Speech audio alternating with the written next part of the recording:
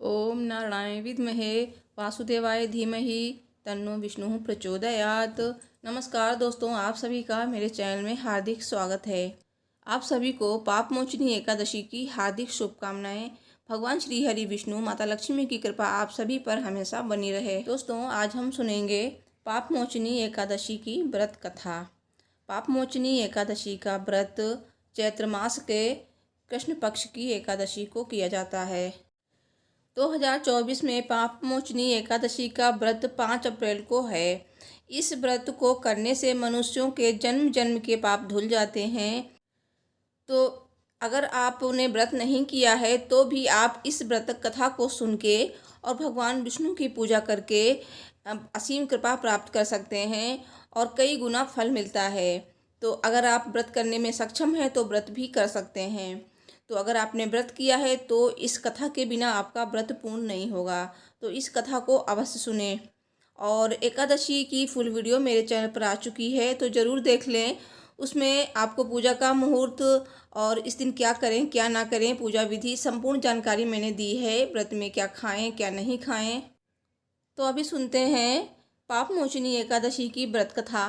कथा सुनने से पहले आप सभी से रिक्वेस्ट है, प्लीज़ इस वीडियो को लाइक कर दीजिए और कमेंट बॉक्स में जय श्री हरि विष्णु जी अवश्य लिखिए।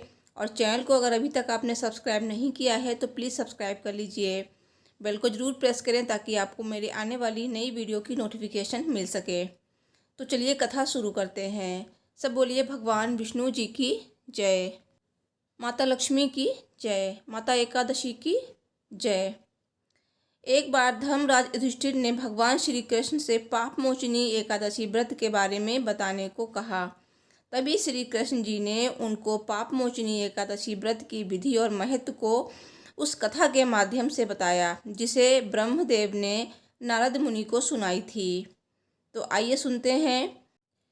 एक समय की बात है, चित्ररथ नामक वन में देवराज इंद्र देवताओं और गंधर्व कन्याओं के साथ घूम रहे थे। उस वन में ही मेधावी नाम के ऋषि तपस्या कर रहे थे। वे भगवान शिव की पूजा करने वाले उपासक थे। एक बार कामदेव ने उन ऋषि की तपस्या को भंग करने के लिए मंजुघोषा नामक अप्सरा को उस वन में भेजा। मेधावी ऋषि युवा थे। वे उस अप्सरा के नृत्य, संगीत और रूप पर मोहित हो गए। वे दोनों रति क्रीड़ा में लीन हो गए। ऐसे उनके जीवन के 57 साल बीत गए।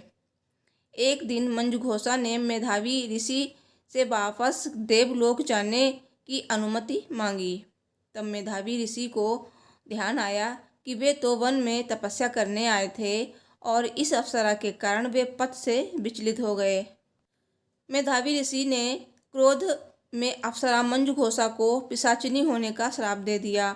उसके बाद मंजुघोषा ने इस श्राप से मुक्ति का उपाय पूछा तो उन्होंने कहा कि पाप मोचनी एकादशी का व्रत विधि विधान से करने पर पाप से मुक्ति मिलेगी और तुम पिशाच योनि से मुक्त हो जाओगी। इतना कहकर मेधावी ऋषि अपने पिता के आश्रम में चले गए। जब पिता को इस बात की जानकारी हुई तो वे क्रोधित हुए और उन्होंने मेधावी ऋषि को भी पाप मोचनी एकादशी व्रत रखने का आदेश दिया। जब चैत्र कृष्ण एकादशी तिथि आई तो मंजुघोषा ने विधि विधान से पाप मोचनी एकादशी व्रत रखा और भगवान विष्णु की पूजा की। इस व्रत के पुण्य प्रभाव से मंजुघोषा पिशाच योनि से मुक्त हो गईं और फिर वे स्वर्गलोक को चली गईं। मेधावी ऋषि ने भी व्रत रखा और वे अपने पापों से मुक्त हो गए। इस प्रकार जो भी व्यक्ति पाप मोचनी एकादशी व्रत रखता है उसके सारे पाप धुल जाते हैं और वह पाप मुक्त हो जाता है। सब बोलिए भगवान विष्णु जी की जय, माता लक्ष्मी की जय, माता एकादशी की जय। दोस्तों, पाप मोचनी एकादशी व्रत का पारण कब और कैसे करें, पारण का शुभ मुहूर्त और पारण क्या खाकर करना चाहिए, तो इसकी फुल वीडियो आपको मेरे चैनल पर मिलेगी। तो चैनल को सब्सक्राइब कर लीजिए, जब भी वीडियो अपलोड होगी उसका नोटिफिकेशन आपको मिलेगा। और इस वीडियो को लाइक कीजिए। Thanks for watching. Radhe Radhe.